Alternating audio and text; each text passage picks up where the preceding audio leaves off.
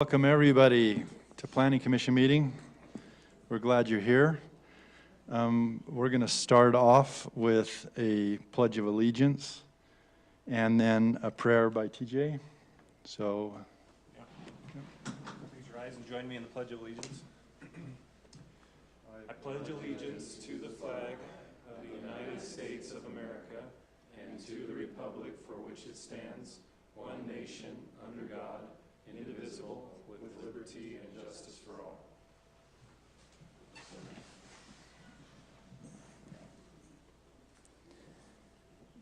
Our Father in heaven, we're grateful for this opportunity we have to meet tonight. We pray that we can discuss the affairs that are on the agenda today in a respectful and kind way, that we can allow those that have concerns and thoughts and to give voice to those, and that we can take those into account as we move forward with recommending things for City Council. We're grateful for the wonderful staff of Mapleton City and employees and all the work that they do. We're grateful for all the wonderful residents and for the love and the care they have for this wonderful community. We pray also now a special blessing for those that are dealing with concerns with water and flooding, and that they can be helped and that we can rally as a community on their behalf. And these things we now pray for in the name of Jesus Christ. Amen. Amen. Thank you. Okay, let's start off with our consent items. Items on the consent agenda are routine in nature and do not require discussion or independent action. Members of the commission may ask that any items be considered individually for purposes of commission discussion and or for public comment. Unless that is done, one motion may be used to adopt all recommended actions. So do we have a motion on the consent agenda items? I'll motion to approve the consent items. I'll second. We have a motion and second. All in favor? Aye. Aye. Okay, that passes. That takes us to item number 2. Item number 2 is consideration of a request to apply a transferable development right receiving site overlay, TDRR, to a property located at 1185 West, 2400 South. Sean. Thank you, members of the commission. So this project site, as you just mentioned, is about 2.5 acres in size. It's in the A2 zone. It is not part of a platted subdivision. Most of the developed lots in the neighborhood are part of platted subdivisions, and that's important with regards to that section of the TDR ordinance that we'll hit on in just a second. The applicant is requesting approval of a transferable development right overlay to allow for the creation of one additional building lot. So from 2.5 acres on the one to 2 building lots on that site.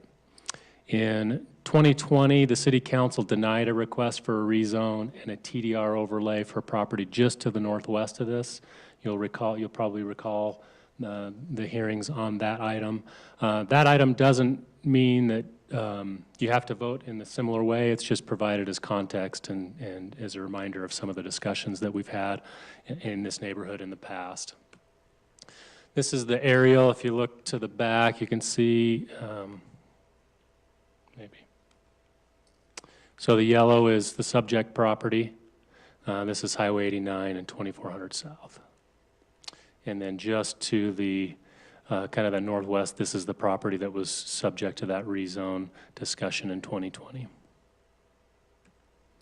This is the zoning for the area, so pretty much everything that you see surrounding it is in green, which is the A2 zone. There's a little bit of commercial close to Highway 89, and then a little bit to the north, there's some RA1, but the majority of all the surrounding properties is in that A2 zone. As far as TDR requests, they are legislative in nature. That means that the commission and the city council have very broad discretion to approve or deny the application. The TDR ordinance identifies the A2 zone as being eligible for a TDR receiving site as long as it's not part of a platted subdivision. As we indicated, this is not platted. Everything else for the majority of the lots around it are. Once you've determined that it could be eligible to apply for an A2 zone, some of the additional criteria that the Planning Commission would look at is the project consistent with the TDR ordinance and the general plan, and is it compatible with the surrounding and future development? You've received quite a bit of feedback as the form of letters and emails. Kind of the primary concern that's being expressed in those letters is with regards to that last item, is that allowing this rezone to go forward would be inconsistent or incompatible with the surrounding or future development of the site. So that's the primary summary of the staff report. Again, probably the main thing for you to consider as you listen to public comment and to the applicant is to consider that last item, is how this application is or is not consistent with the surrounding or future development. With that, I'd be happy to answer any questions if you have any. Thank you, Sean. Any questions? I'm just curious on the backstory of why it's not platted with all the others surrounding it are. Yeah, when properties are subdivided, they become part of platted subdivisions. This is a remnant parcel that was It's just never never. subdivided. Correct. Okay. So the original was it's always been 2.5 acres. It probably was larger than that, but as it was divided up long ago, it was before the subdivision requirements would have required that. Okay. Sean, just to refresh my memory, on the parcel that was considered a few years back, if I remember right, as part of the process of determining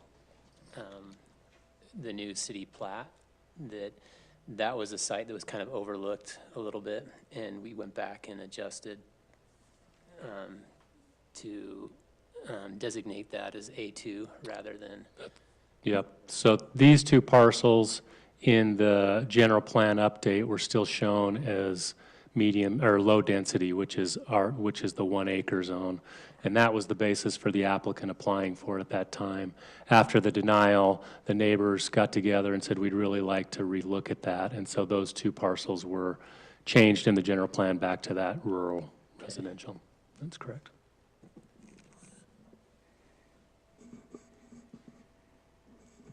Any other questions? And the general plan has it staying A2, right? It does. Mhm. Okay, we could hear from the applicant.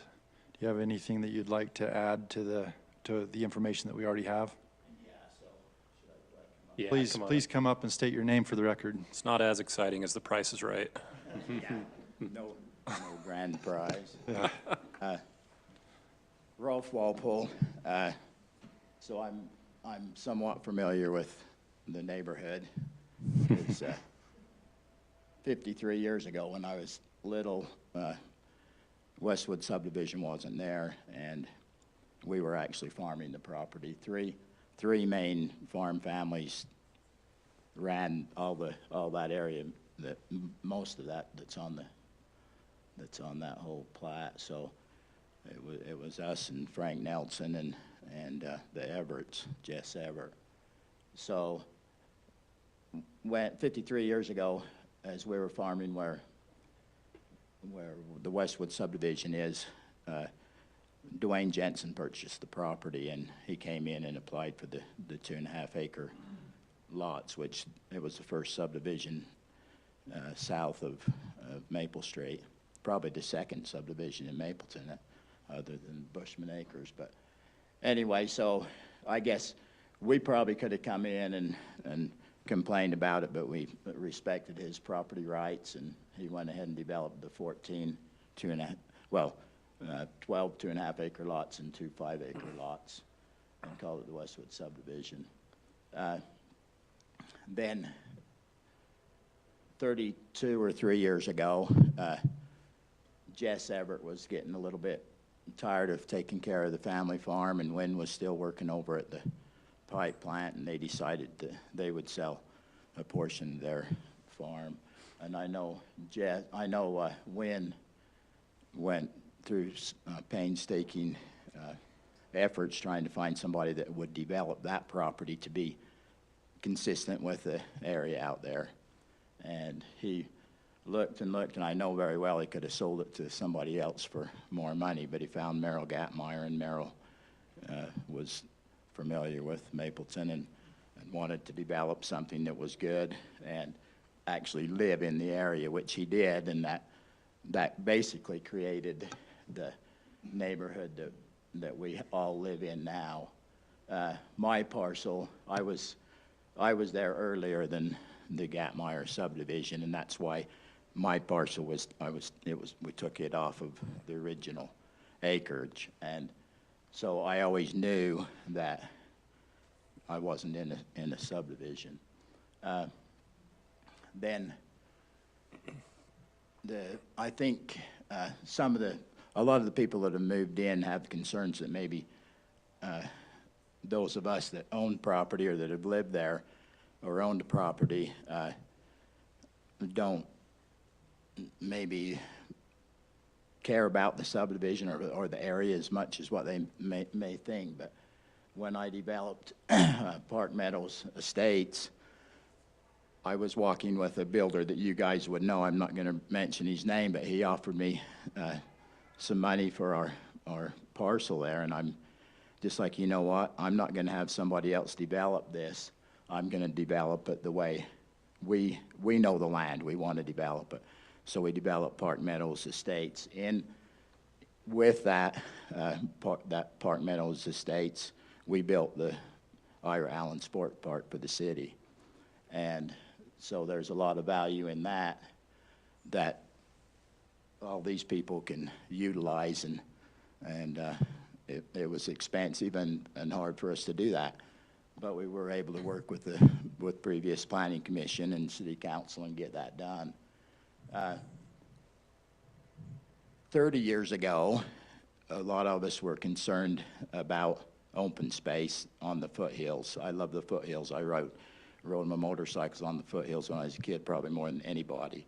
And of course the Bonneville Bench. So when those issues were talked about as far as how can we preserve that, it was 7 or 8 years, thousands of hours of time to try to figure out what to do. Of course, then the TDRs were introduced and passed into ordinance. So that was like 22 and a half years ago, if I remember right. Then I was concerned whether because that TDR was all kind of a new thing.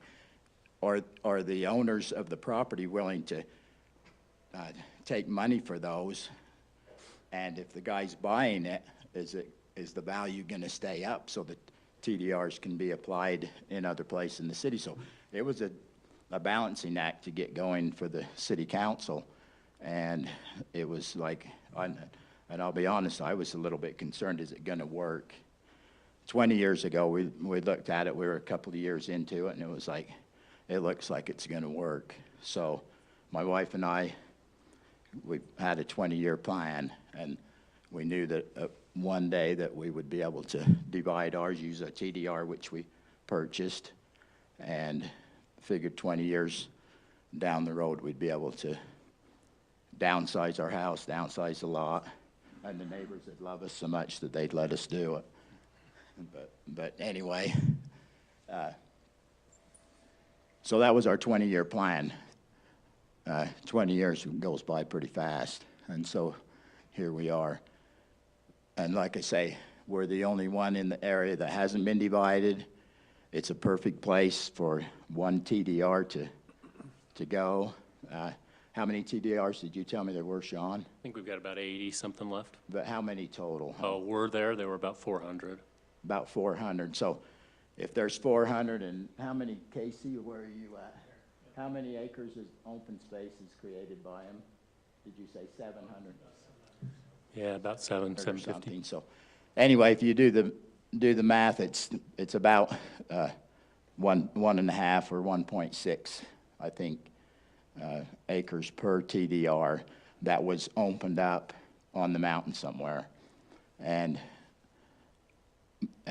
so, you know, a lot of open space is created. I like to look up, and I don't just look over the fence of the neighbor. I like to look up and see open space and see what we have here in Mapleton.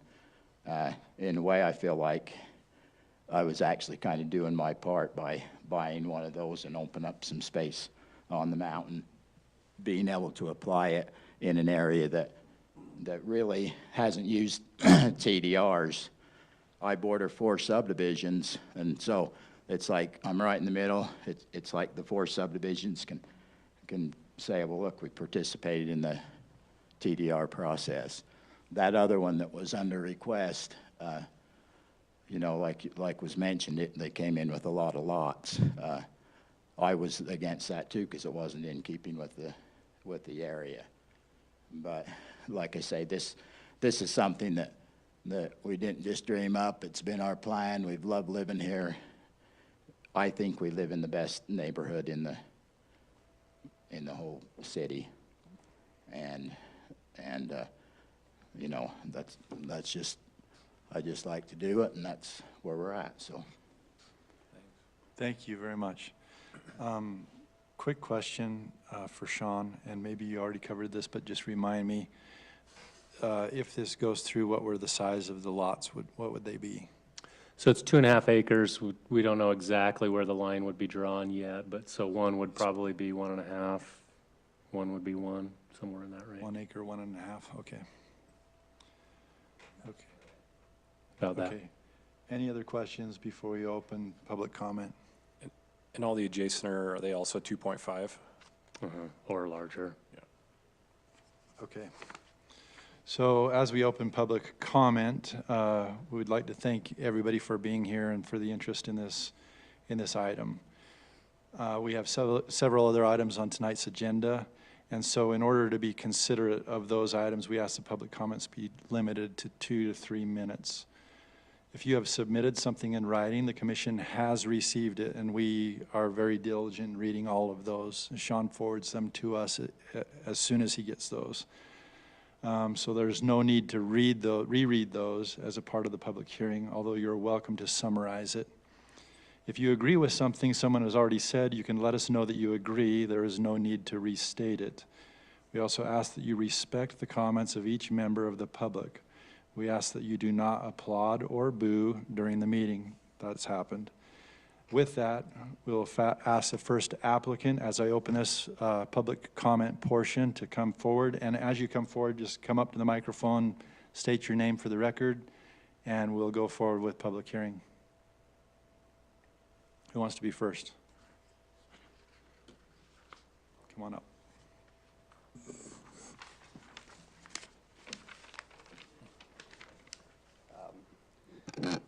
So my name is Colton Christensen. I'm here with my wife, Lori Christensen.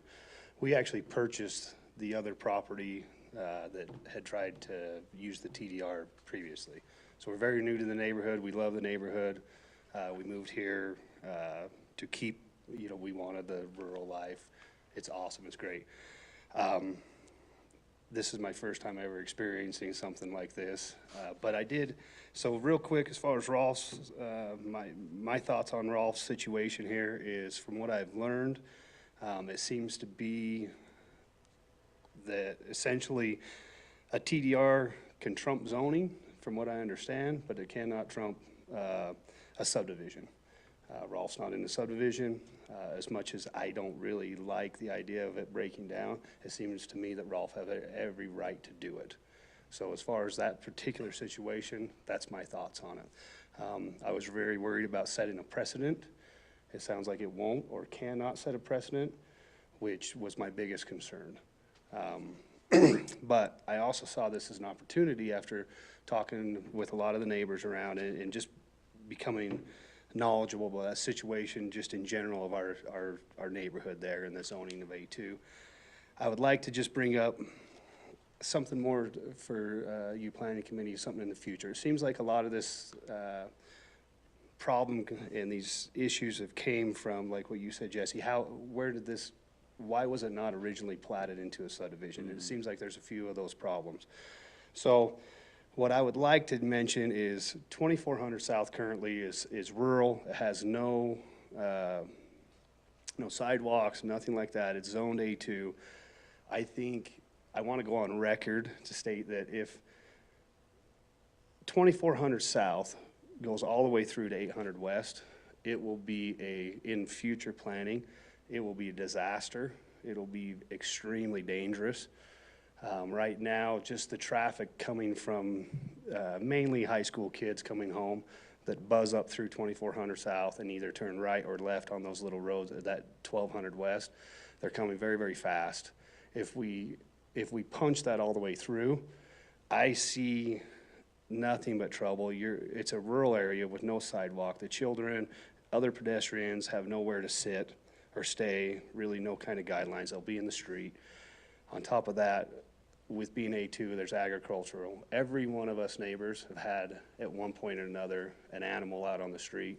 We all know what would happen if a high school kid or somebody decided to go a little too fast and take out the legs of a horse or a cow and come right through their windshield. I want to just go on record and say that would be extremely dangerous. We are seeing a lot of speed come through there already, and the road is not designed for it, it's not ready for it. And with the zoning not changing, I don't think punching that through would be anything but dangerous.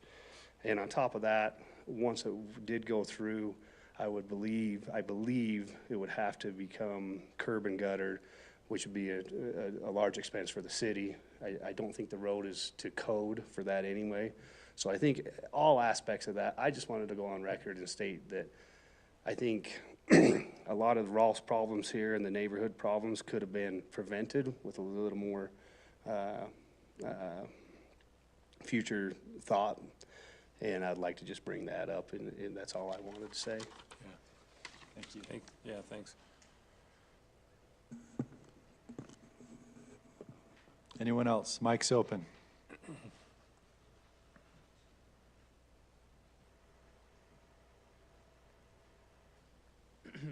I'm Keith Seebeck. I live at 1225 West, 2400 South, one house to the west. I'm on the city council, but will not be voting on this issue when it comes before the council. And I'm talking to you as a property owner, of course, affected by the application. Staff said I couldn't prepare a PowerPoint, but they said I could give handouts. So I'm going to do so.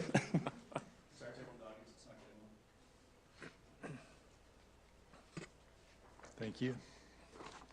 Thanks, sir.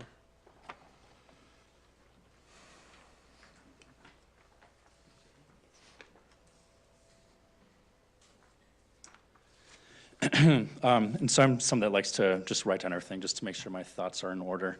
And first just start off by saying how much we love the Walpoles. And I told Rolf and Tangi before, whether it passes or not, we're going to love you as neighbors. We love you in the neighborhood. We hope that you are able to stay in the neighborhood. In the staff report prepared for today, the city's code section 18.76.080 is included. And the code has 5 points that are to be met in order to recommend approval of a TDR receiving site. It doesn't say to choose 1 or 2 of those points, but lists all 5. And my ask is that you base your decision-making on the guidance in the staff report, which includes those 5 points, but also, and in the last paragraph it mentions this, if the intent of the ordinance is being met or not. It's only 1 extra home in the neighborhood and may seem insignificant, but it means everything to us, and we believe the code and general plan protect us.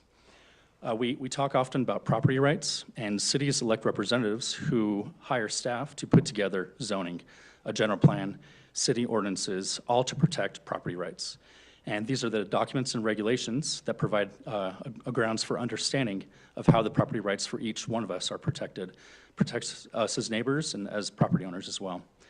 On the first page I gave you, I highlighted goals and policies in the general plan that I believe support our arguments, as well as points 3, 4, and 5 of section 18.76.080. And I highlighted other language in the staff report that are important considerations as well. In the last sentence on that page, it talks about how other non-platted parcels in our neighborhood could request to become TDR receiving sites in the future. And this is the major worry for us. No one in this room can guarantee that a future general plan or a future planning commission or a future city council wouldn't allow more development. If today's application is approved, there is no question that it increases the chances of future development happening. And with that possibility, we have to be against today's application to strengthen precedent and the zoning, the current zoning. So what will be mentioned today is our neighborhood has been, like it's been mentioned, our neighborhood has been through this 2 other times. On page 2 of the handout I gave, you'll see the property from the first 2 times and where it's located relative to today's property discussion. And as you can see, it is only 350 feet away with 1 lot in between. The previous owner asked for a zone change and a TDR request. In September of 2020, the City Council voted against the zone change and against the TDR request. In their discussion, they stated that our neighborhood should not be a site for TDRs to be used. I would hope that your recommendation to the City Council would be to stay consistent with how they voted in previous times. Point 5 of the code, it says it should be a desirable development. And 3 years ago, during the first 6 months of COVID, when we didn't have much to do, we were able to walk the streets, get a lot more signatures, and we had a petition signed with 94 signatures, which was pretty much every property owner within half mile of that property. The majority of property owners in our neighborhood signed the petition against today's proposal as well. It is not a desirable development as demonstrated by the petition and by previous petitions. The property from a few years ago is 5 acres. It's also not in a subdivision. It is not surrounded by subdivisions. It is up next to farmland, a 2-acre subdivision, and next to the Westwood subdivision with 14 homes. And on paper, that site was probably a more suitable location for using TDRs than this one. Yet the City Council denied that application, and I believe very recent precedent is a reason to deny today's application. On page 3, I wanted to give you a visual of what would happen if today's application is approved. So all the green are lots of 2 acres or more. The 2 in the purple would be created today and are 1+ acre each. And so you can see how this doesn't fit the surrounding area. So a question is, where can the remaining TDRs, the remaining 80 TDRs be used? And this is related to Goal 9 of the general plan. A few of us met with staff about this question. Sean pointed out several big chunks of land in Mapleton that are receiving sites or potential receiving sites in the future. I don't think this is the time or place to identify these sites, and I'm not trying to put words in Sean's mouth. I'm just stating that there are lots of other places in town that are better suited to be TDR receiving sites because they can assist in establishing and conforming neighborhoods. Earlier, you approved the minutes from your March 23rd meeting, and page 4, this is my last handout to go over, and page 4 is from that packet. So you recommended approval of a TDR request at 739 South, 800 West in your previous meeting. Your approval of that TDR request makes sense to me because you're conforming that property to the surrounding area and other properties in the neighborhood. And just to show a contrast, this is what had happened today, basically. So again, it's not appropriate to the surrounding area, in my opinion. With this being the 3rd time in 5 years that this issue has occurred, I wondered if there are other neighborhoods in Mapleton that are also having to constantly fight off development. There are 2 other neighborhoods that are also 2+ acre lots with small farms and rural feel of animals, gardens, orchards, irrigation, etc. One main difference between those neighborhoods and ours, and the reason why they're not fighting off development and we are, is because all those properties in those neighborhoods are all platted. And our neighborhood obviously is not all platted. The City Council has recognized the value of these rural neighborhoods that they provide to Mapleton residents by voting for us in 2020. Mapleton residents recognize that value as well. The first goal of the general plan is to preserve and enhance Mapleton's rural atmosphere and agricultural history through careful planning and preservation of open space. We'd appreciate if the Planning Commission can also recognize the value that neighborhoods like ours provide to Mapleton. By allowing for 2 small lots in the neighborhood, situations may arise where future occupants of the 1-acre lots will not appreciate the sight, smells, and sounds of animals. Tractors are used, night irrigation happens, all things that could upset someone who isn't used to rural living. Community leaders have the responsibility to foresee this and carefully plan consistent zoning in neighborhoods to promote harmonious living amongst neighbors. Quoting the staff report, it says, "The clear language of the ordinance indicates that the applicant is eligible to apply for a TDR request. However, or a TDR overlay request. However, the commission may want to discuss whether the intent of the ordinance is being followed, which is to limit changes to established neighborhoods. Our neighborhood could forever be changed. The letter of the law says that this technically could be a receiving site, but the spirit of the law, the intention, was that established neighborhoods would not be affected by TDRs. Ours is clearly an established neighborhood with every house around this property being platted. I hope that the Planning Commission and City Council would add language to close this loophole in the future. If an unplatted lot is surrounded by platted lots, it should not be a TDR receiving site. So as you discuss and vote today, please base your decision-making on the general plan goals and policies and the 5 points from the code brought up in the packet, as well as the other staff language. And I believe if you do so, you'll come to the same conclusion many of us have, that today's application is against the general plan and the zoning and the code. Thank you. Thanks. Quick question before you go. Yeah.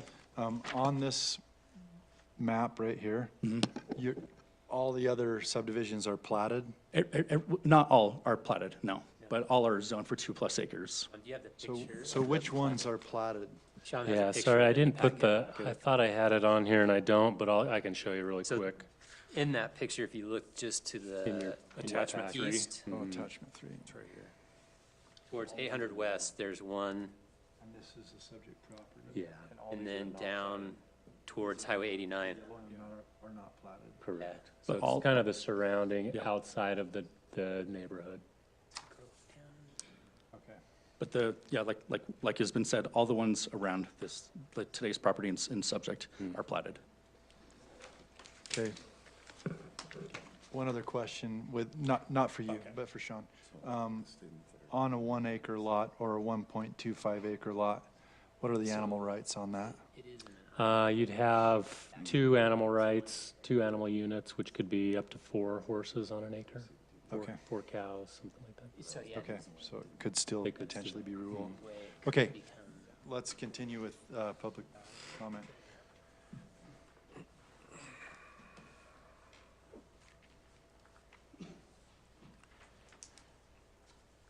Hi, my name is Brandon Wicks.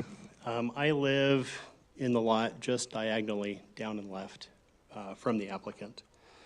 And we purchased our home there in 2011, so we're fairly new for the neighborhood. There are probably half the neighborhood has been there since the 90s. And I want to clarify a couple of points. It is 4 subdivisions that are comprised of 30 lots. I think 3 or 4 of them are unplatted. The newest developed lot there was developed 25 years ago. And if you walk, like most of us do, or drive through the neighborhood, like people passing through, there's no signs or placards. There's nothing to indicate where one subdivision ends and the other begins. One subdivision is 1 property. Another subdivision is 2 properties. And so with those, a subdivision could request to be replatted and rezoned based on a precedent because their neighbor is 1 acre lots now, and that would no longer be inconsistent. I do agree with Rolf that this is the best neighborhood in the city. We feel very fortunate that we were able to find it and that the timing worked out. And having grown up in city, it's not something that I was used to. But now, having lived there for 12 years, I can say that I have been woken up in the middle of the night by someone baling hay. I have had neighbors and have myself harvested turkeys out back. TJ, you taught my wife and I and our kids how to do that once upon a time. Those are things that you can do on A2 2-acre lots. You have space for a house, and let's face it, these lots are quite expensive now. So you have space for a large house because that's what you want when you spend that kind of money on a lot. You also have space for a barn and for a garden and additional space to have livestock and to do other things with it. If you look at the 30 lots on our 3 streets, one of them does not farm, cut hay, or have large animals, horses, cows, goats, mules, loud and smelly animals. If you look at the subdivision just north of us or just east of us in Triple Crown, just to the east, or Park Meadows, just to the north, those are subdivisions with 1-acre lots. And if you look at Google Maps, 0 of those subdivisions have animals. Do they have animal rights? They do. Do they use them? They don't. There is a fundamental difference in the way of life that is afforded by 1 acre lots versus 2 acre lots. And putting 1 acre lots in the middle of a sea of 2 acre lots is unfair both to the people that will buy those 1 acre lots, they will never be happy, and the people surrounding them with 2 acre lots. The inconsistency and the difference in way of life is quite large. And if you've spent any time in those type of neighborhoods or around them, you'd understand that. I do want to read in the code 1876070. It says, in no case shall a receiving site rezone be approved in any previously platted subdivision. And as I read that, to me, I believe the intent of that, although it wasn't crafted maybe quite as clearly as it could have, was to protect against exactly this case, where we have existing neighborhoods with people that have been around. There's an existing and accepted way of life, and the TDR approval would make a fundamental alteration to that. And so I would request that you recommend denying a TDR receiving site here on that basis and the way that it will fundamentally alter our neighborhood and the dynamic there. Thank you. Thanks.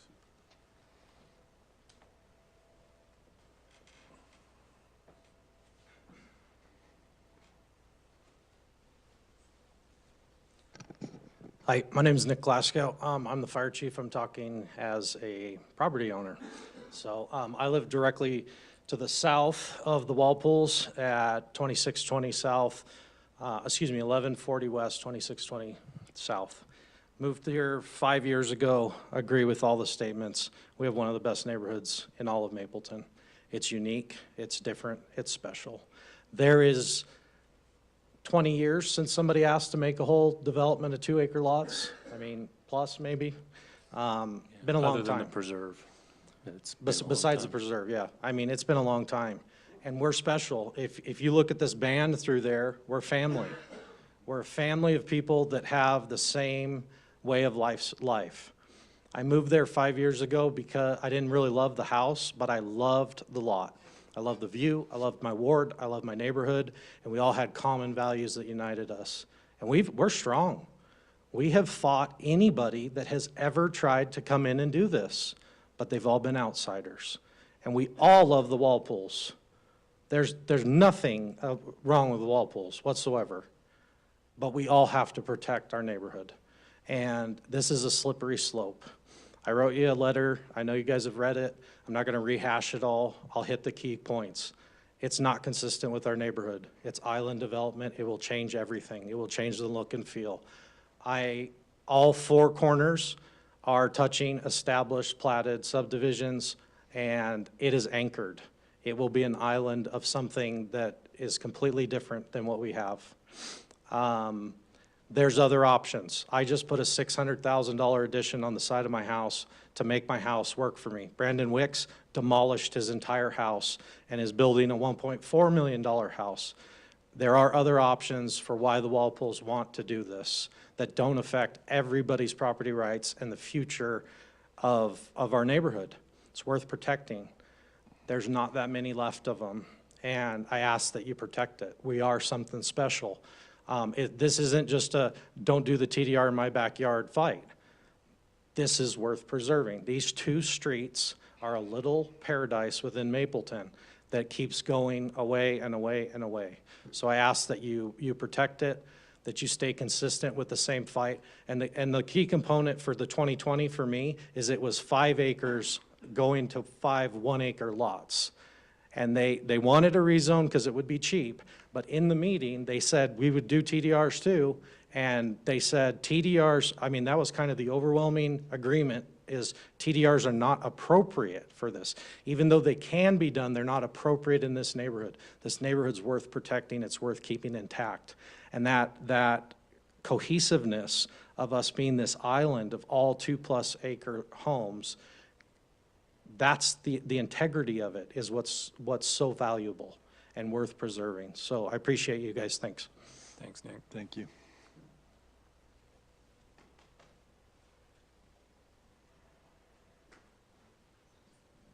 My name's Chad Cornaby. I just live down the road from Rolf. And like it's been said, you know, we love our neighborhood and our neighbors, and they're some of the smartest, most talented people, and I just love living there. I've lived here for about 20 years now, over 20 years. I am totally in favor of the 2+ acre lots. I'm totally in favor of, like Colton was saying, it's really a worry to me that if 2400 South ever went through, you know, it would cause a lot of problems. I feel like that Rolf deserves the right to build what he wants to on his land. I feel like that he has that, you know, right, and that he, I don't feel like that it would destroy the neighborhood. I think that it would be, you know, it would be okay. I have the hope that the TDRs wouldn't be used again in our neighborhood, that it would stay 2+ acres, that it would stay like that. Thank you. Thanks, Chad. Anyone else? Hi, Brett Hansen. I just live 3 lots down to the west of Rolf. And I agree with everyone, and I think, not to get the law, but what my worry is, and I'm going to ask you this, and I'm also going to ask the city council, is I know we had 400 TDRs. I feel like there's things going on, trades within the city or whatever, to not use the TDRs. So we still have some left.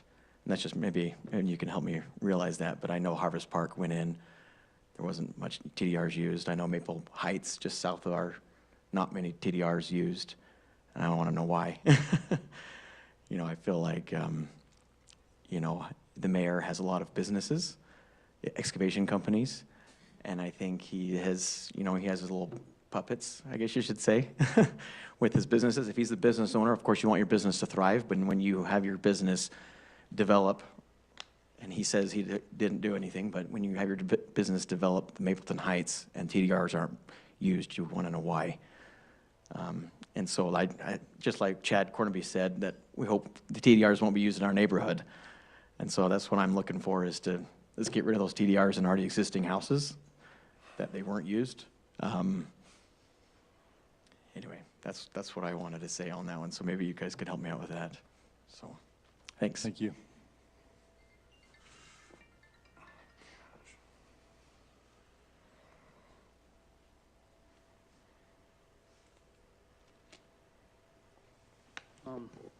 Andy Ball. I don't live anywhere near this place, and I'm on a later thing in the meeting. But I have a similar property that I did the same thing years ago, and the rumor, whatever, was that anything east of the canal you couldn't do the TDR receiving site. And my house was number 7 house built in Mapleton, so it's really old, had no boundaries, and it was one of those that was like 60 acres and then 30 acres and then slowly got down to 2.5 acres. So we had a nice old house with some green around it and an acre plus of weeds and junk, and so I'm along the lines of totally in favor of this, because you've got 2 streets, frontage isn't a problem, usually frontage is a problem. And I had a similar thing with a neighbor across the street, Maury Warren, who's one of the old timers that's been here for years, and wanted to divide his like 7 acres into 1 acre lots so that his kids could have a lot, because that was kind of the long-term plan. And I had a neighbor who got the whole, you know, neighborhood up in arms and got it denied so that he couldn't do it. And till the guy died, they never talked. Again, created some bitter enemies. So from a property rights standpoint, he has the right to do what he wants with his property. And from a precedent standpoint, the others that are platted can't be changed. So, I mean, that's pretty straightforward in my mind. So, wasn't part of the neighborhood discussion, so just an outsider giving my 2 cents. Thanks, Andy.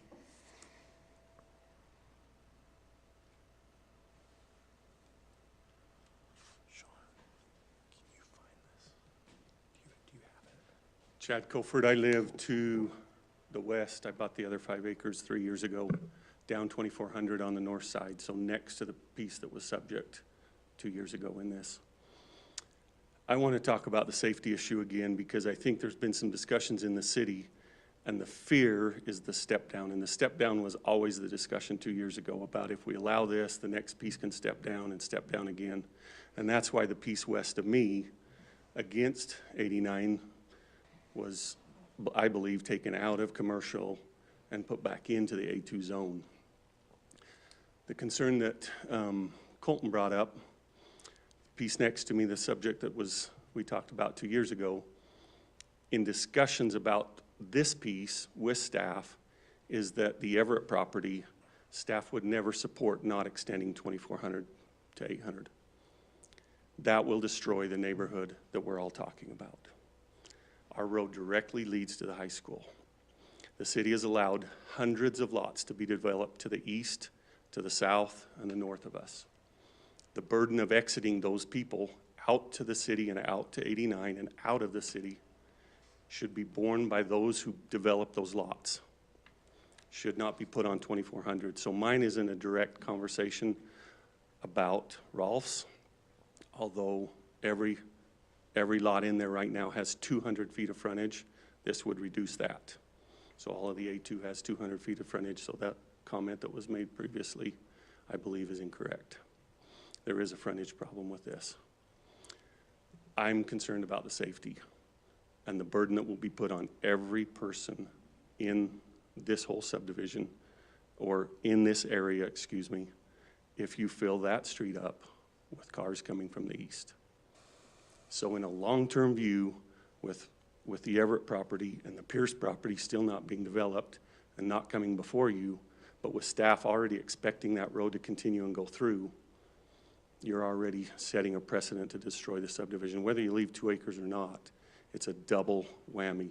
Smaller homes, more people, and now incredibly increased amount of traffic on a street that doesn't have shoulders, has ditches right next to the street, no room for sidewalks, no room for curb and gutter, no room for those improvements. And so part of this discussion needs to be long-term, because you have seen, as has been stated multiple times, this group comes together to protect this area. The city can destroy it if there's not a plan made of how to handle that. 1,200, those aren't roads. Those are paved farm accesses. You don't take care of them. Last year, the city came down, marked potholes all the way down 2,400, even brought a saw down and cut all the potholes. None of them are cleaned out. There's still potholes and they're still full of problems. So there's kind of an ignoring of that area until we show up and say, please don't do this. And so we don't want to come after you've approved or after the application's been made. We would ask the city to please look at that and consider that in future planning. Thank you.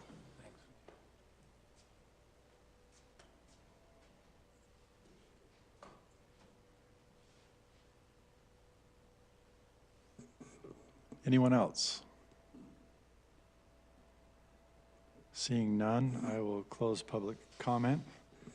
And I have a couple questions. Anybody else have questions? You can start it off, Rich. Is the master traffic plan for 2400 South to go through?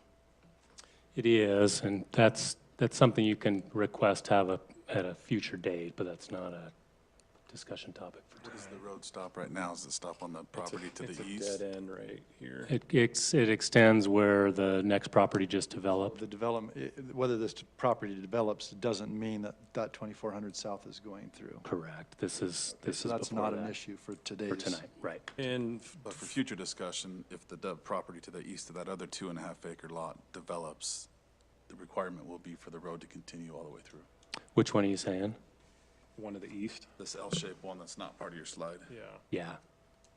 Yeah, that would be the intent. Now, obviously, you've heard concerns, and those are things that can be brought up with the planning commission and city council and evaluated, but at this point, that was the intent. And part of that is because you do get a lot of traffic on this road, and obviously everywhere else, but connectivity is an important thing, but we can certainly look at that at a future time. And for argument's sake, if this was approved, we know that curb gutter sidewalk would have to get put in. Would it be on both sides or just the one side where the addition's getting put in? So this would maintain the rural cross-section that we have, so there would not be a Oh, requirement. no curb gutter sidewalk, okay. So maintain rule. Man, I wish the TDR program had never been implemented in Mapleton. Our job, I've been on the planning commission for I've 2 cycles now.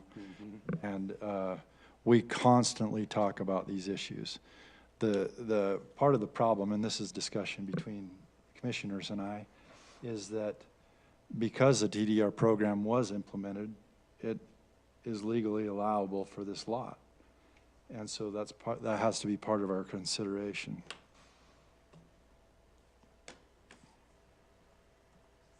Were those your questions? That's, Oh, that's what yeah, you're that's gonna. part of my Okay. comment, yeah.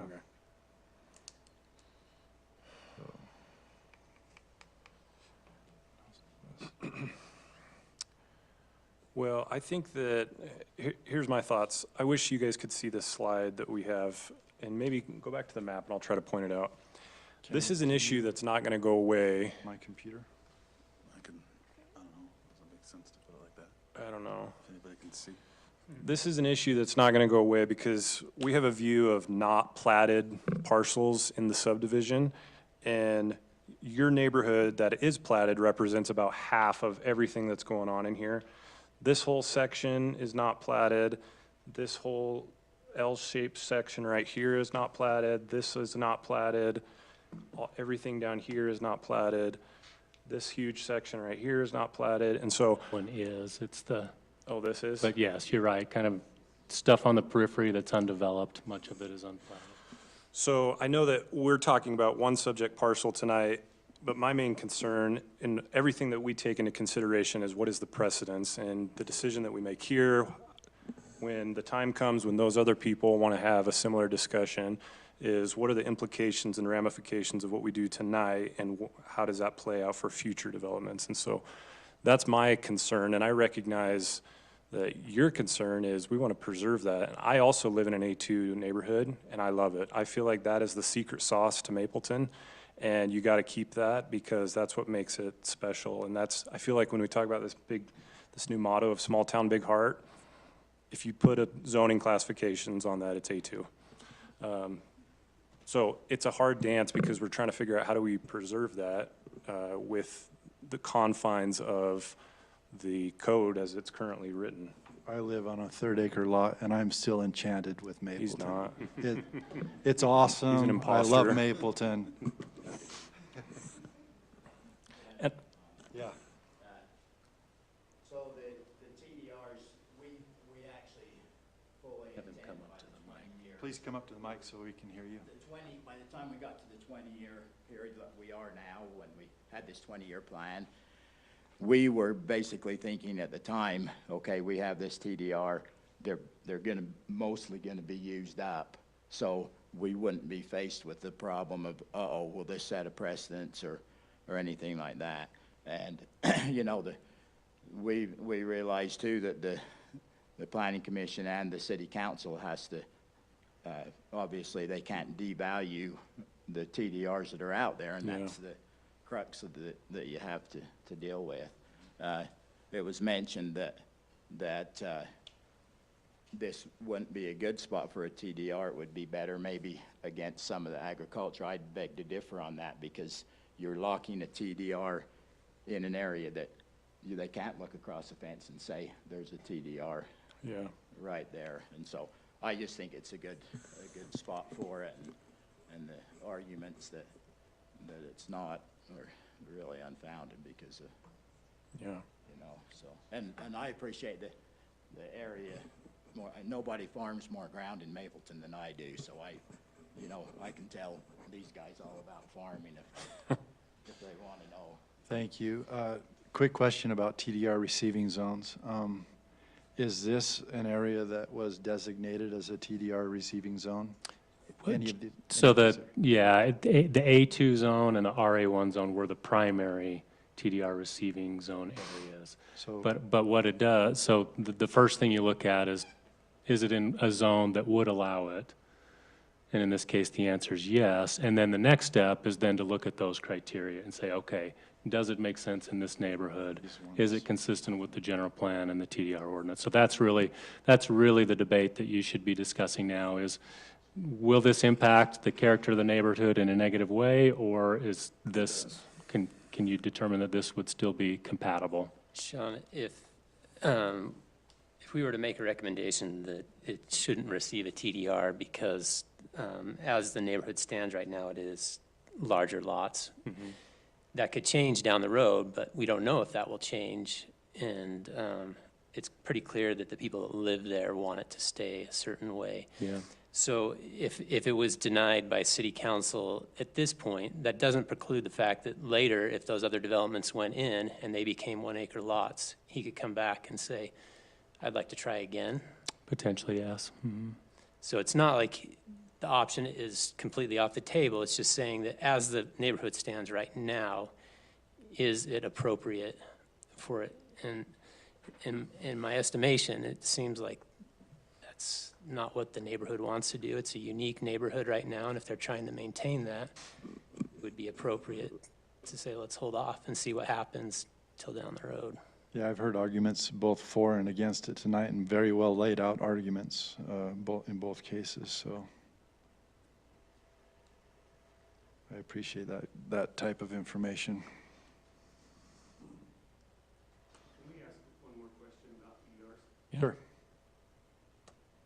One of you just mentioned that you hate TDRs and wish they didn't exist. The question then becomes, what was Mike Cloud subdivision and what was Mapleton Heights zone prior to being allowed to be developed, and why weren't TDRs required to be used in those?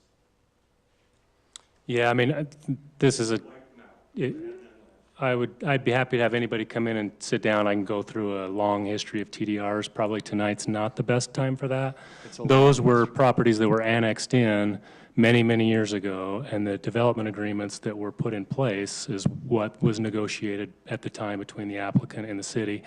And just to clarify, the mayor has had nothing to do with whether TDRs have been used in those areas. But I'd be happy to, if somebody wants to get into the history of it, spend some time, and I'd come in anytime. I can have those conversations with you.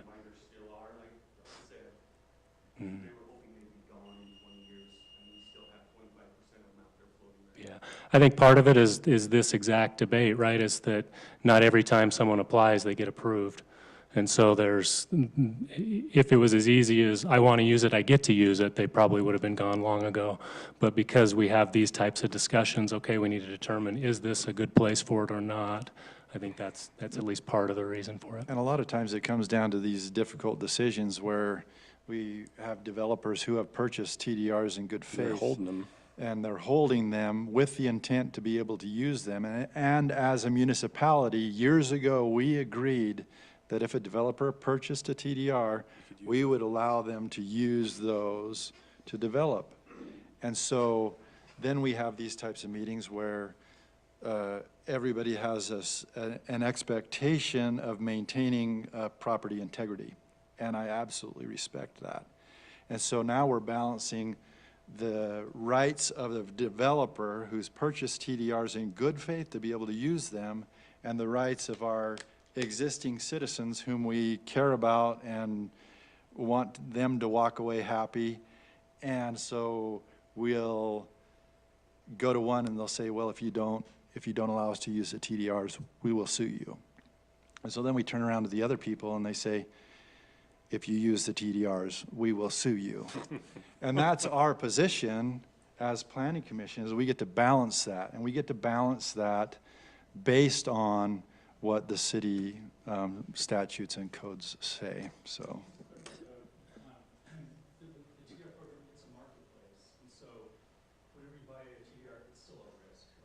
Mm-hmm. It doesn't guarantee anything. And so with the TDR program, it's still legislative decision. So people with a TDR, it's still up to the governing bodies or whatever. Sure, but you understand the crux of what I'm talking about is that we've been presented these types of situations multiple times over decades since the TDR program was implemented. Yes, Chief? I think we probably ought to. Yeah. Yeah. I don't argue any of your guys' logic. I can completely respect all of it. TDRs can be bought, sold, traded, held. They can go up in value, they can go down in value, and they don't get tied to a parcel until you guys say that it is appropriate. It has been clearly stated by Sean that this is legal. That's not, none of us are debating that. The next step in the city code says there's requirements put on you to say, does this fit the neighborhood? And he listed them. If you could list them again, that's what we really need to be debating. There's nobody saying that a developer doesn't have a right to buy a TDR or use it. The question that I think you guys need to see, and what we've been trying to express to you, is the second part of that question. Is it appropriate here? Yeah, you're right. And there's by the city code, there is a layout of bullet points that line by line you can go through to make your decision on that. And so I don't think anybody's debating whether it's legal. And he can, if he doesn't use this TDR here, he can use it somewhere else, he can use it later, he can sell it to somebody. They've gone up in value, and eventually as there becomes less and less of them, developers who want to split and get density might pay even more than he paid for it. So, thanks. Thank you. I think one thing to consider too is that right after this, we're going to have to deal with a situation where you have an agricultural piece of land surrounded by small lots, and the small lots are not happy with it being used for an agricultural purpose. And so I think that's kind of getting to the point of the chief, is that we're creating a situation like that if we grant the TDR at this particular point. It might be appropriate down the road, I think, if there is development in those other spots. And it would be worth revisiting at that point, but I just don't see how I mean, the pictures that we got, 3 and 4 here, I mean, they show they give a good indication of the direction we should be going. And so I just don't. Okay. I don't know that it's. Great discussion, everybody. Thank you for everybody's input. I will entertain a motion if somebody has one ready. I'll motion that we recommend to City Council that they not approve the TDR at this point. We have a motion. Do we have a second? Second. We have a motion and a second. All in favor? Aye. Aye. I'm going to say nay, because I had 3 things I wanted to talk about, but at this point, I think that there's enough to say.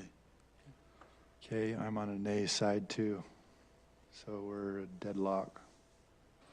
Rock, paper, scissors. So let's discuss. What items did you want to discuss, Jake? So I think Casey brought up a good point in what he's prepared here for his PowerPoint or non-PowerPoint that I was stewing with over the last week as I was reading this. 1 and 2 I think are not points as Casey pointed out, but 3, in accordance with the subdivision and site plan regulations contained in Title 17. Well, I think as it's expressed, it's not a subdivision, so that point is not a point because it's technically not a subdivision. Item 4, is it consistent with other recommendations of the Mapleton City General Plan? It's zoned A2. A2 is a TDR receiving site for receiving a TDR to take it down to 1 acre lots. So technically it meets that. So that's not, throw that bullet point out. Number 5, achieves a desirable development compatible with both site conditions and surrounding existing and proposed future development. The proposed future development is where I have a hiccup, because as you look at this additional slide that's not part of what Sean's presented, all these yellow areas are proposed future developments, which could go down to 1 acre lots, which are would they make this proposed, though? property, it's not proposed, but the site that, I forget your name, Mr. LKL right there. Colton. Yeah. Yeah, Oh, he's not- down there. He didn't purchase the site that was the 5 acres that Oh, was. in 2020? Yeah. That's your parcel? Right. So that parcel could go to 1 acre lots. And this, I mean, everything as it's shown out on this could go to proposed 1 acre lot, which would make this, Because they're not parcel, or they're not platted. they're not platted, but they could be. So it's a proposed future development that would then meet that standard, so. But then you go back to this other point, limits changes to established neighborhoods, so. Yeah. Yeah. Yeah, they would. Which there's 80 available right now that any developer could plat on those, so.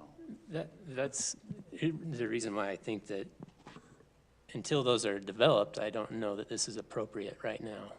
Because otherwise you are creating an island.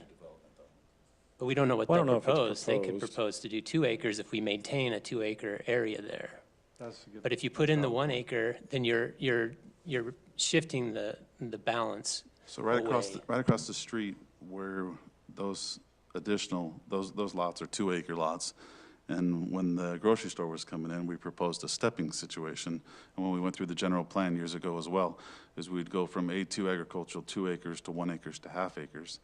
And it looks like this is somewhat meeting that same standards where we're going 2 acres, where it could potentially go to half acres, and the subdivisions to the east drop down to half acres or 3/4 acres. So we're meeting that same standards of a stepping. Or they could all stay 2 acres if that's the way that development wants to go, because the others are that way. So we don't know at this point. But if we do allow that little island of 1 acres, you've changed the formula for that development going forward, is my I think point. that's a valid point.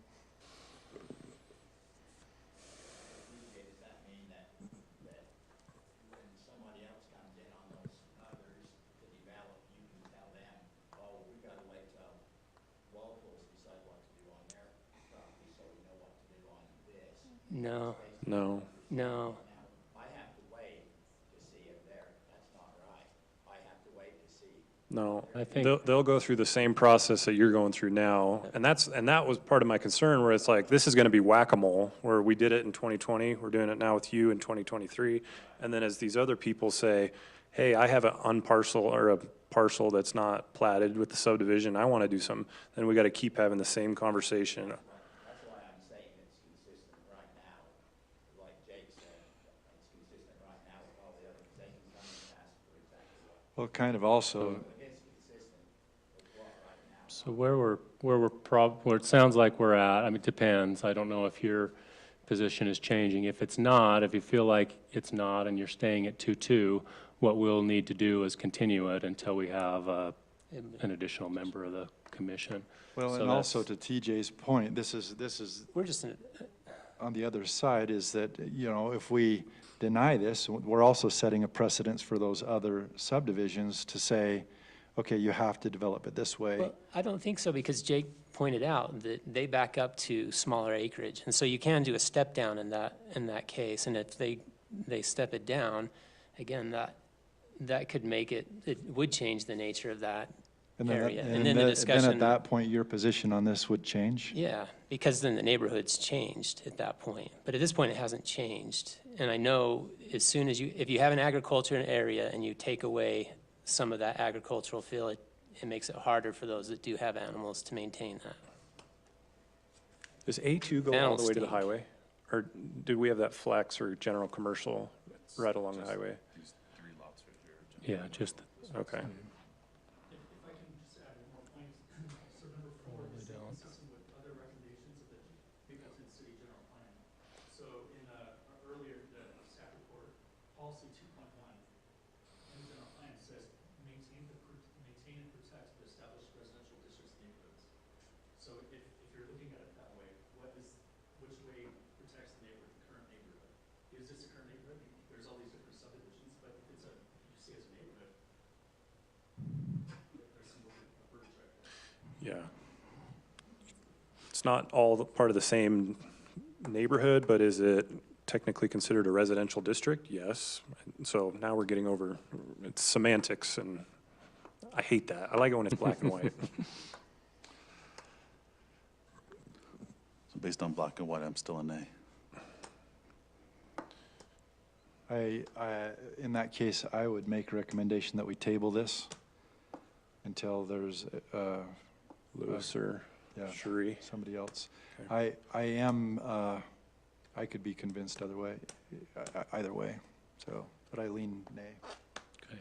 Yeah, I'm sympathetic for Ralph. I Yeah, agree that he does have a right, and those are there to be used, but there's been,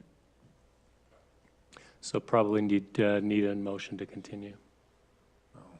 Can I make a motion? Mm-hmm. Okay, Rich Lewis, I will move that we continue this item to another commission meeting and till we can get other voters on this subject. I'll second. Motion and a second. All in favor? aye. Aye. Thank you. Thank you all for being here. So we will let everybody know what that next date is, once we've got it established.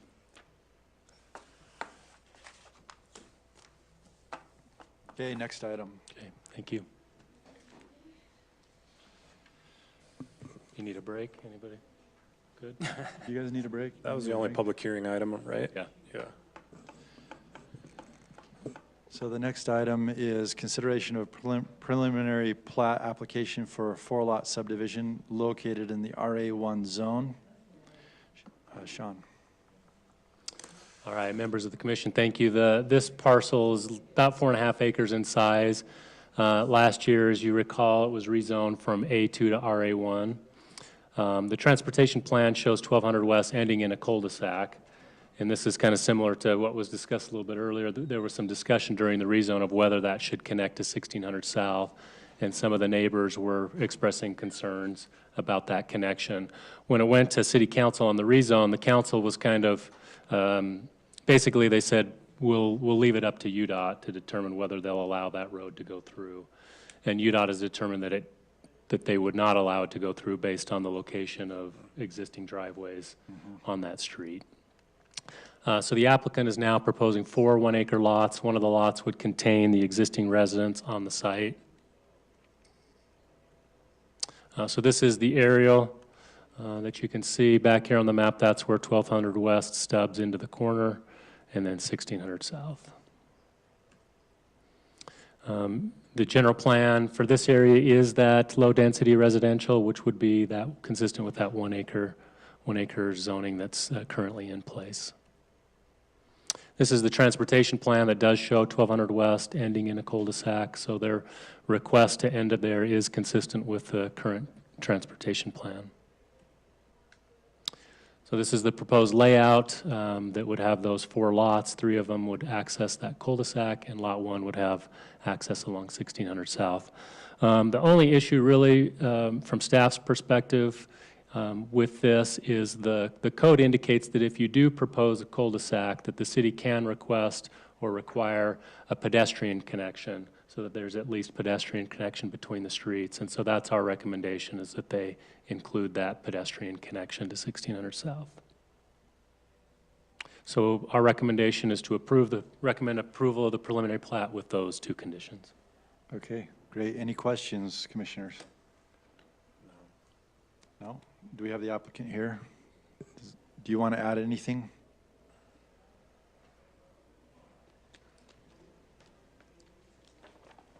I'm Reed Dixon with Infinity Consultants. We're doing the development and the design. It's been good to work with everybody to figure out how to do this cul-de-sac and how to work with UDOT. It's been kind of a long road. We've tried to connect through, but UDOT said no. We've also been working with this property owner that is directly east of the existing house.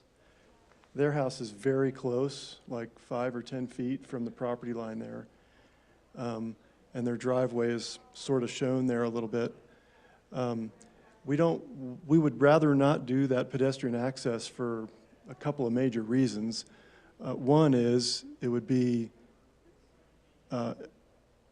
very, very close, right next to their existing house, within 5 or 10 feet of their house. Another is it would really be an intrusion on lots 2 and 1 to have a pedestrian way right there next to their lot, next to their driveway. I don't know if any of us would really want that to happen where we live. And a third thing is if that were to go in, it would be very straight and lineal, and it would end up being an alley, because when Lot 1 and Lot 2 go to fence their property, they would put it right next to that sidewalk so that there would be a fence for the property owner to the east, and there'd be another fence for lots 1 and 2, and you'd end up with a long, straight sidewalk between 2 tall fences. So it would probably not serve that many pedestrians, actually. So pedestrians who would like to go north could have other alternatives on either side of this small property. It'd be nice to not burden this 4-lot subdivision with something like that that's, in my view, doesn't really fit the 1-acre lot, kind of big lot, rural nature of this. Okay, thank you. Thank you. Did we get your name for the record? Reed Dixon. Okay, thank you. Thanks, Reed. Sean, what staff's thoughts on that pedestrian access? Yeah, I mean, he raises valid points. This is a long stretch, you know, typically a cul-de-sac would be much closer to the end of the road when you'd have it. But we feel like it still would be valuable, certainly for that whole neighborhood, you know, to be able to access that direction without, you know, from a pedestrian standpoint, without going all the way out to the highway or all the way up and around. But we're open to the commission's thoughts on that, and certainly you could make whatever recommendation you feel is appropriate. There's a couple of those here in Mapleton now, up by your house. There's one that Yeah, connects. there's one by my house. Yeah. Did you hear from the property owners to the east on their thoughts about it? On the sidewalk Not on the component, we have sidewalk. not, no. Is that, I can't remember your name. The The owner. yeah, the Yeah. owner in the back. No, sorry, just, don't you, yes, Miss Crandall, you own the property just to the east, don't you? That's right. Okay.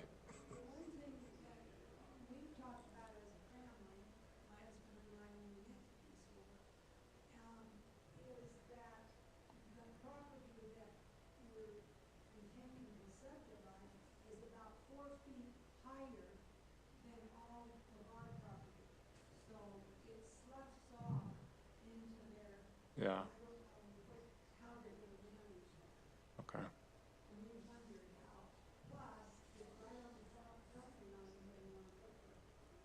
Okay. Do you know if your son has any opinion about the pedestrian walkway that would run that close to his house? We can reach out to him too before the city council meeting, Okay. if that's helpful.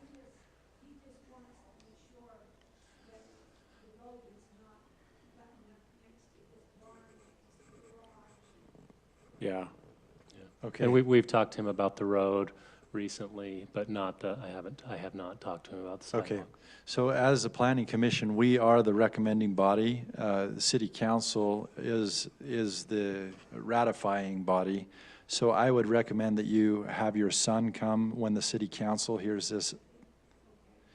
this, and then he can voice his opinion to them. But in the meantime, we'll go ahead with a motion on this one. So is lot 1 going to stay as is with the house on it? For a while, but that house will be torn down and a new house built. Okay. That But access will remain on 1600 South. They've got a driveway easement so that it has that option to come Yeah. off the cul-de-sac The as well. intent, the intent is to not have an access onto 1600 anymore, but you can see how there's an Oh, that's- easement along the east property line from the cul-de-sac going up. Gotcha. So the intent is for Lot 1 to have a long driveway that comes in, that crosses the easement on Lot 2. So the intent is for all lots 1 through 4 to be Through the cul-de-sac. a small enclave with a cul-de-sac, and to not have through traffic, cars or pedestrian if we can. So that kind of negates some of your argument on a long corridor of 2 lots with a fence, because you would probably just have a driveway, so you wouldn't put a fence on the side of the driveway, most likely. We would. So the driveway would, the sidewalk and the driveway would be sandwiched together, and there would be a fence between the driveway and the sidewalk. Oh. And that That doesn't sound seems a very- little bit, I mean, you could do that. It seems like that would be a strange thing to do. My point. Yeah. Yeah. But having that connectivity is not strange. That's actually So beneficial. connectivity is a very good thing Yes. typically. We do this all the time. Yeah. But for a 4-lot subdivision, there are residents to the south of here, but I don't know that there's the need for connectivity in this specific location. There are going to be opportunities to the east and west that might make more sense, is what we're saying. Where there aren't even cul-de-sacs, where there might be through streets that naturally provide pedestrian connectivity anyway. This one seems a little bit contrived. It feels like this is going to be the new norm with these long, narrow lots as they start to get developed. Unless people, lump them all together and do one master plan, we're just going to have spot developments of these long, narrow parcels like this. Could happen. Yeah. And so should each one of them have to have Yeah. pedestrian connectivity? Not necessarily. It's usually kind of a master planned idea where the whole area, it's more of a regional connectivity, not just every single one. So if the connectivity isn't included, you can't go back and get it. If it's not necessary, it won't get used. It's true. So, I think that the recommendation is a good one. Whether or not it actually materializes, time will tell. But if we don't include it, there's no way you can go back, and there's still a lot of development that's going to happen Well, you around could, there. you could have that as a potential option, is rather than have them build it, you could just require that they grant the easement for it. And then if the city decides to, they could go in. It'd be fairly expensive for the city to want to go in and put that in at some point in the future, but that is an alternative. Another alternative could be that it not be necessarily a 5-foot wide concrete urban sidewalk. It could be some other type of pedestrian way Yeah, that maybe looks a little trail more or fitting. something. Yeah. I don't know what other options you have, but some other type of surface. Yeah. I would support that. I would support that too. Man, That's a good compromise. that adjacent house is just right on that property line too. Oh, one more question before you sit down. It is a garage. How do you address the concerns about the differences in the property height? What is your intent to They're going to grade retain it? that? So there might be one place, I don't even think so, that's 4 feet. I don't think, It's right at it's probably right at the connection there is a vertical at 12th West. difference along there. Okay. And so we're either gonna, you can see along the cul-de-sac, we have kind of a shaded charcoal gray strip. Yep. And that's an area where it will be sloping and potentially have some temporary retaining right on the property line. So the asphalt won't go right to the property line. It'll go Okay. short and have a little grade down. Right. And so if you did do a sidewalk there, that's another reason we don't want a sidewalk. It would be right on the property line. It'd be difficult to fit vertically and horizontally. Okay, thank you. Thanks. With that being said, I will entertain a motion. TJ, do you want to make it? I don't know how to do the wording on it. Sean, do you want to? What, Jake, kind do of you what's have- your intent, if you've got it, or go ahead, Jake. I will make a motion that we recommend approval to the city council for preliminary plat application for a 4-lot subdivision located in the RA1 zone with the requirements that staff has in the DRC comments. I would just amend that to say that sidewalk doesn't necessarily have to be 5-foot wide concrete, but a pedestrian easement of some sort.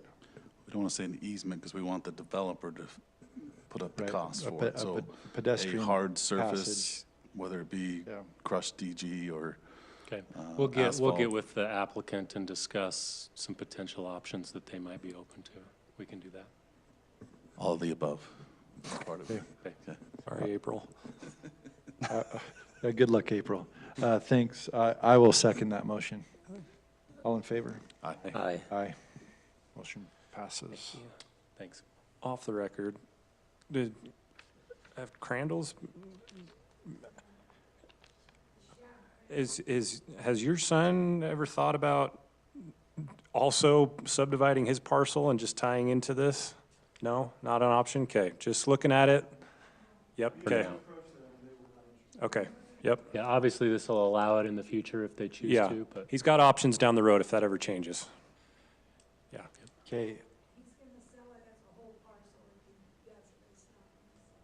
Okay. okay. Thank you. Item number 4 is a consideration of a project plan approval for the restoration and expansion of the existing home at 20 West Maple Street and to convert it to a retail store called Real Deals in the Central Commercial C1 zone. Sean? thank you, members of the commission. So this is about a half-acre parcel, has one of the oldest homes in Mapleton on it, built in about 1898. There was an applicant that had proposed to demo it a few years ago, so this is, for us, this is good news that they're wanting to keep it. So the applicants are proposing to renovate it and then do an addition, and then are proposing a new retail store there called Real Deals, which is home decor and clothing. This is the project site, the intersection of Maple and Main. The Central Commercial District is relatively small. It's just this corner and across the street of the property that the city owns. And then there's also some here at City Hall and directly to the north of City Hall. There's a small area where we can have some commercial. Isn't there the Warrens property too? Which right one? next to the city? Isn't there another small parcel right next to the cities? Yes. Okay. Yep. So City Hall and then to the north of it as well. Yeah, just across the street. Real Deals, you may have seen, there was one recently in Spanish Fork. That's the one that's relocating here on Main Street. Stuff that Rich probably shops at quite frequently. Right? I have daughter and wife. I have daughter and wife. So they're proposing, 10 to 6, Tuesday through Saturday, so pretty reasonable hours. This is the site plan that shows the existing house and the addition and some additional parking that will accommodate the off-street parking requirements. With the elevations, they're really trying to keep it in a more of a residential feel, and the applicant can speak to the design a little bit if they choose to. As far as the evaluation, retail is a permitted use. The commercial design standards, as you know, encourage parking to the side or to the rear, quality materials, changes in roof elevations, providing fencing for neighbors when it's adjacent to a residential area, landscaping, on-street parking. Those are the things we talked about in the staff report, and the application is consistent with those. So our recommendation is approval of the plan with the conditions that are outlined in the staff report. Sean, with the school just one lot away, does that limit some commercial opportunities there, or is it? Can't sell beer. Yeah. Yeah, Yeah, no, not by the code, it doesn't. not by the code. We may, if there was ever something proposed here that was higher vehicle trip generator, that's something we want to look at in more detail, but something like this is very much appropriate. That's pretty busy at certain times of Yeah. the Demolition's already started on this project. Hard, the flat work. The carport and the driveway, yeah. Yeah.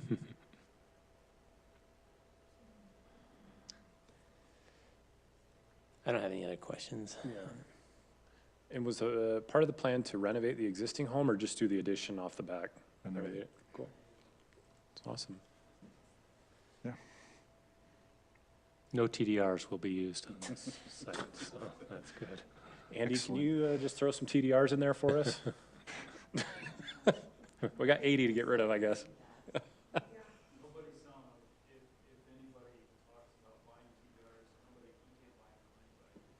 They're hard to find right now.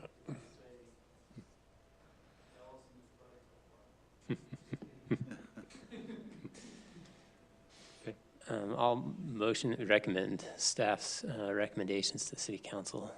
So this one's will end here, so you're the Well, final body. Yep, so I recommend we approve it as staff is. I'll second it. All in favor? Aye. Aye. Thank you. Is that the final item? One more. One more. Here we go. Item number 5. That's right.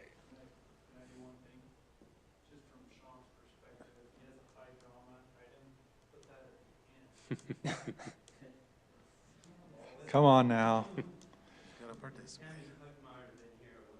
Yeah. Okay, item number 5 is consideration of a home occupation permit for horse riding lessons located at 2018 West, 325 South. Sean. All right, so this parcel is about a half an acre in size, and the property owner also owns a 3.4 acre open space parcel. This is the South Hollow subdivision off of Slant Road. The applicant's requesting approval for a home occupation to teach horse riding lessons. Many of the lessons take place off-site, but they do intend to have some lessons be able to take place in that open space parcel. So this is the aerial of the site. If you look back on the overhead, this is Slant Road. So this is Alvey Drive, Harvest Park just to the south. And then this is the open space piece in the middle where horses have been maintained for a number of years, and now they're just proposing to have to offer some riding lessons. Home occupations are allowed when they're intended for a modest amount of business activities. Some of the requirements that are designed to keep this small is no more than 6 students at a time, no more than 6 vehicles on site at a time, and no more than the minimum or the maximum amount of horses that would be allowed based on the animal rights for the ordinance. We did get some concerns from some neighbors. You saw those in your letters. Some of them were regarding that open space piece just in general, and that's just some history that goes back many, many years that don't really apply to this application. But they were concerned, which are legitimate concerns about property damage from the horses, having too many horses on site, potential smells.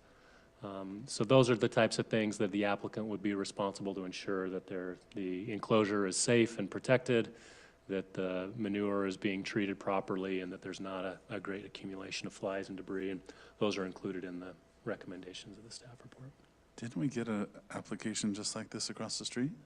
No, it was down in Cherie's neighborhood. Yeah. Everybody wants rural Mapleton until rural comes to Mapleton. The flies and smells. Yeah. So do they have access for the open space for the riding lessons, or were the riding Yeah. lessons taking? Yeah. There's a through. Yeah. So this is a little different than the last one because the last one was into a cul-de-sac. Yeah. And this one has a lot more access, so it's not quite as. Well, something else was across the street then. We had some very controversial proposals. For something over Yeah, there, okay. there was a proposal to try to develop some of this open space that was part of the subdivision, and then a higher density development to the south. That was subject of there was a council decision and then a referendum. Enough signatures were acquired, but then the applicant didn't move forward with it. That's been a few years ago. Question about property damage. What's the fencing along that whole area? Yeah, you probably have the applicant can speak to that. That's what it Are you is just there. depending on everybody's back fence for enclosing? First of all, that's my fence. That was never there. Okay, so, yeah. That's my fence to hold them in. They've been there, well, there were horses. Oh, I'm Steve Johnson, by the way.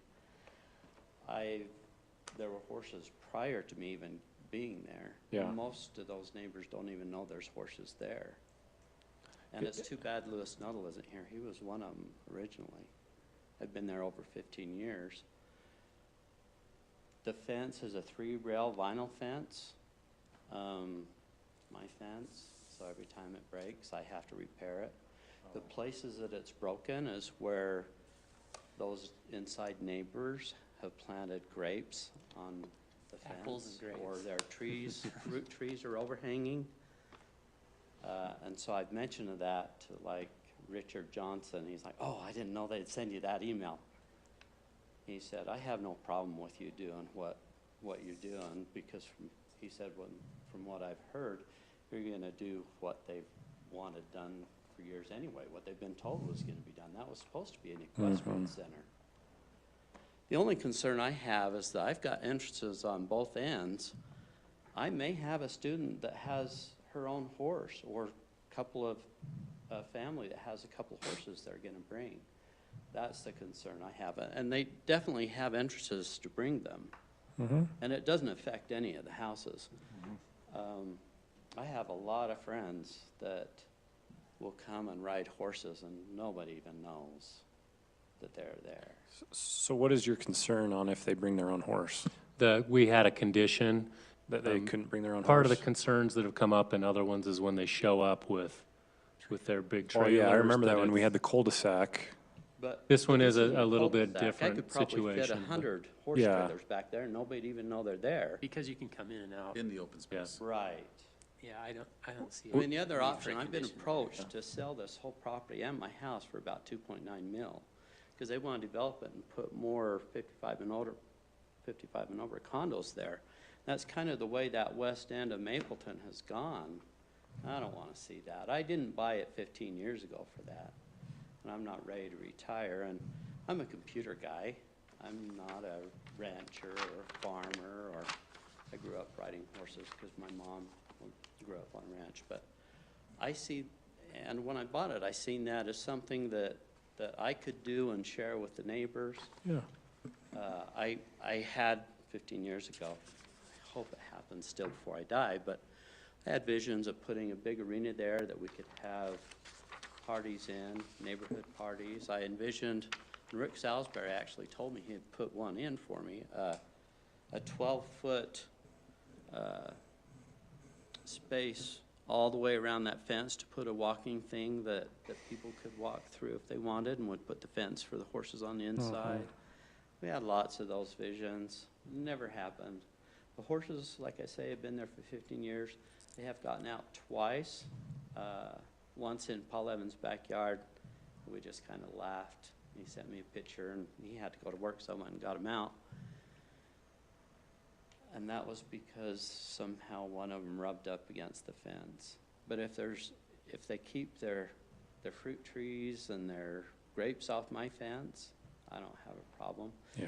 On some of those, I've allowed them to put some things, and they have some trees that overhang.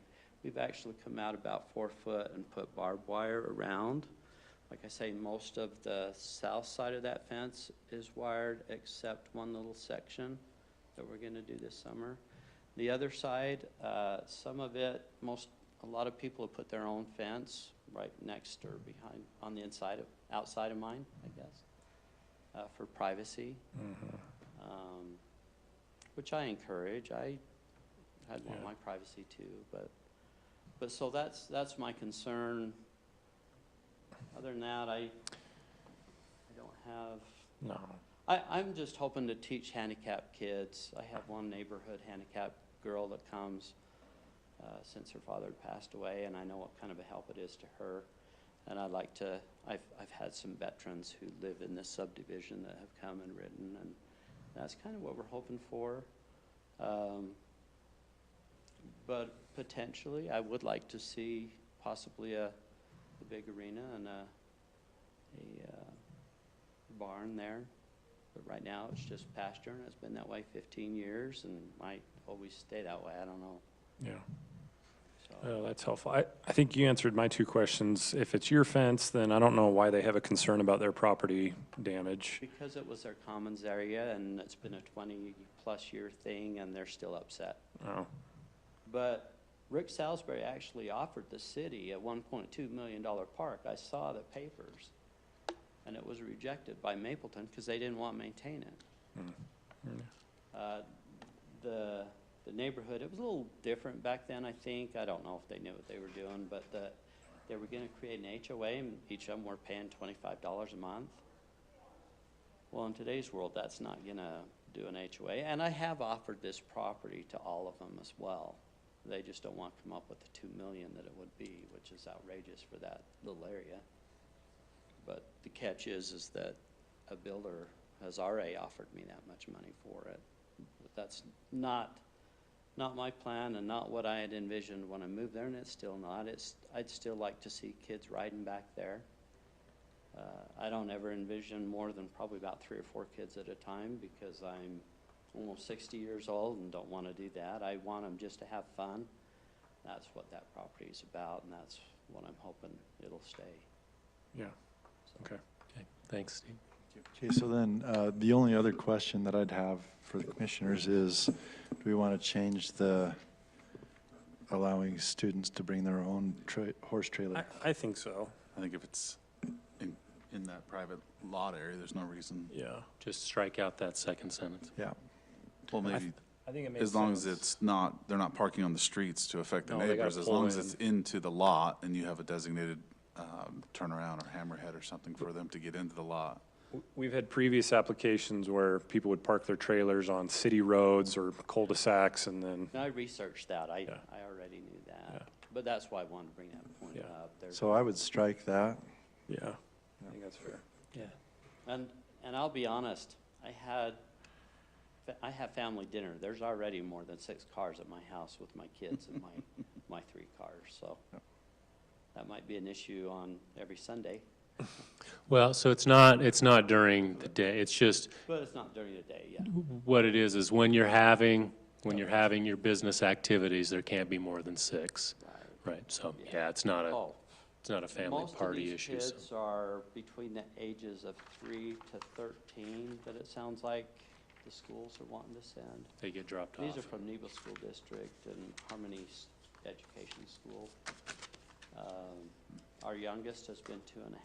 Our oldest has been 72. There's a wide range, but most of them, the average, they're about 5 to 8. Yeah. And Okay. 5 to 8, I don't know about you guys, but I can't handle more than about 3 of them, so. They're all different directions. Yeah. Way more than that. Yeah. Well, and then there becomes a safety matter. I can't watch Yeah. them all. And so I have round pens that they do ride in most of the time. The more experienced riders have ridden over a year to 2 years. We might go somewhere else, like up to Whiting, or we might go round a block or 2, or we have ridden to go get a sandwich over at Subway. Me and a couple of them, but that's a Thank you. rare thing. Thank you. And my other hope is that we'll meet at my house and then head up the canyon or to Payson Canyon and ride. Okay, who'd like to make a motion? Me, Okay, I will we're just approving this, we don't Yep. have to recommend anything. So I would approve, but, this is for a business license? No, what is it? The home occupation. Yeah, Home yeah, occupation. business license. So I would make a motion to approve the home occupation permit for horse riding license, lessons located at 2018 West, 325 South, with the exception of, I would strike the, Horse trade. restriction of people unable to bring their own horse and trailer. Okay. we have a motion. Do we have a second? Second. All in favor? Aye. Aye. Aye. Excellent. There you go. Guys, appreciate it. Thank you. Hopefully we'll have some fun things go on there. See ya. Thank you. Thank you. Sean, question. Give me one I know second.